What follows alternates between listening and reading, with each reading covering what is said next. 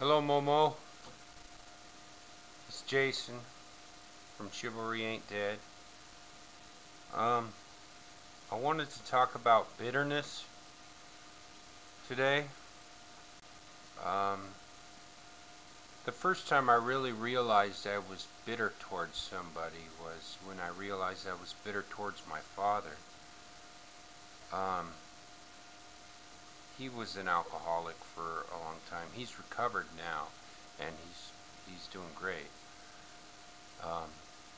My mother and him split when I was really young. So I was kind of bitter towards him for, you know, it's kind of stupid. Bitterness is kind of stupid sometimes, in that your perception of the wrong against you is so much more than what it actually is. It sometimes the bitterness is almost justified, almost, you know. But bitterness, the root of bitterness is thinking that you are so much better than the person that has sinned against you. I'm going to use the word sin because that's what it is. You know, it's a grievous wrong against you. And sometimes it's not always just a grievous wrong. Sometimes it's just a little thing, you know. But you think you're so much better than the person that did this thing to you, and you start to harbor resentment towards that, you know. And then you start cycling it through your mind, remembering it over and over and over again, you know. And you don't let it go. It becomes a grudge, and the bitterness makes yourself even more negative, you know.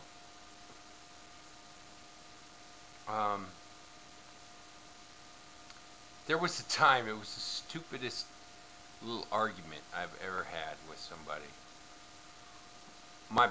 One of my best friends and me, we were sitting in his living room, and we were watching this race car, those ones where they go around on a road. I don't know what they call it, a GP or something like that. It's kind of like Indy cars, Formula racers. Anyway, this guy runs out on the track and starts pushing this car. Well, what I see is that the guy gets sucked up in the wheel well, and, you know, I see body parts flying. That's what I see. But he sees something totally different.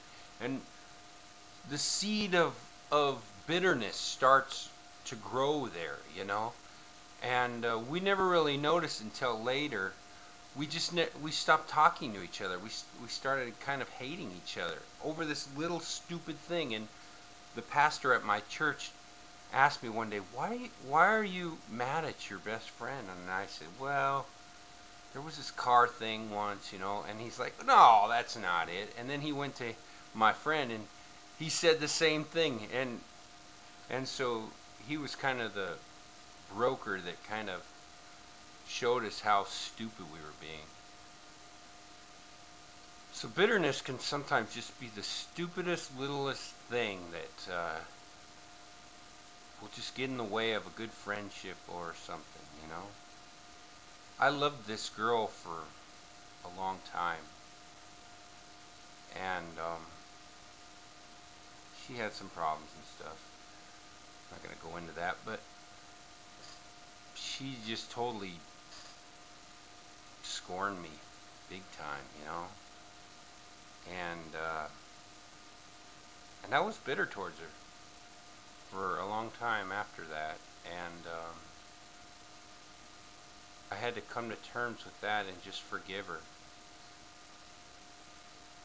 because people are not perfect. You have to forgot to turn my Windows Live Messenger off. Oh well. I got a message from YouTube. Woo! Yeah, you have to forgive. That's the only way out of the bitterness. is to forgive the person. Sometimes it's a process in the forgiving. Sometimes you just can't automatically forgive. The hardest bitterness that I've ever had to let go is bitterness towards myself, bitterness towards failing. I'm sort of a perfectionist, and I always see myself as better than what I actually am, and I've always been bitter, or I had always been bitter towards myself for failing.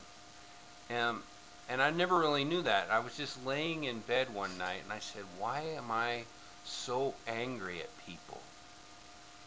Because I was really negative at the time. I hadn't always been negative, but I was really negative at the time, and I was laying there and I was like, why am I so angry at people? And then I don't know if it was God or what, but I just got this kind of this revelation that you're angry not at these people, but at yourself.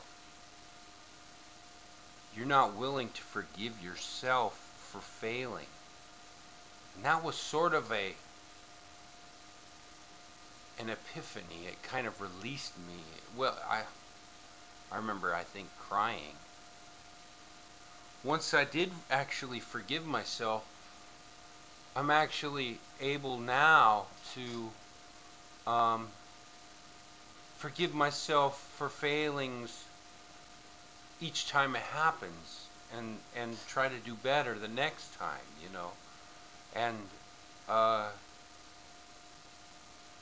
and I still deal with that. I mean, I fail constantly.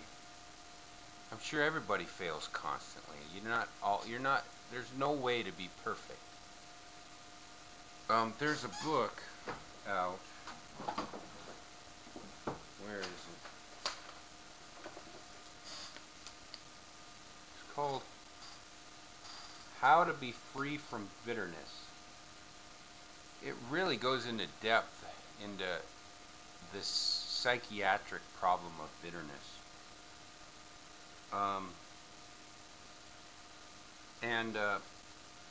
Let's see. That's the information if you ever wanted to get a hold of the guy. And it really helped me out of a lot of problems. This guy went to a prison once, and he asked one of the prisoners who he was bitter toward, or he asked him, to go forgive, or if he could forgive the person that sinned against him or whatever. And the guy said, well, I can't really do that because I killed him. He was still bitter against this dead man.